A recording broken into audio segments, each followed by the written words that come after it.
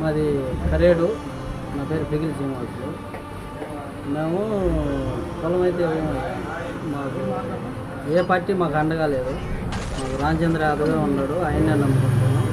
అతన్నే మాకు చేస్తాడు, మా కోసం ఆయనే వచ్చాడు కాబట్టి మేము అతనే నమ్ముకున్నాం. మేము దేనికైనా సిద్ధపడతాం, కానీ పొలాలు మటుకు ఇచ్చే పరిస్థితి లేదు.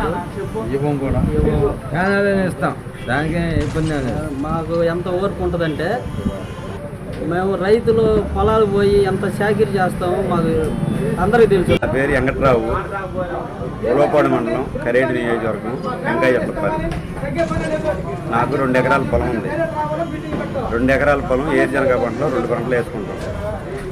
ఇక్కడ జీవించేది మేము కాకుండా ఇతర వాళ్ళకి కూడా జీవించడానికి ఇక్కడి నుంచి సరుకు ఆడ పంపించడం జరుగుతుంది.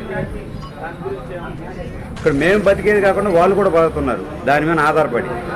అలాంటి పొలంని ఈ ప్రభుత్వం వచ్చి వాళ్ళకి ఏదో అవుట్ ఆఫ్ ఏరియా వాళ్ళకి కంట్రీకి కట్టడానికి కోసం, వాళ్ళు కబ్జా చేయడానికి కోసం రైతుల్ని భయపాంతలుగా చేస్తున్నారు.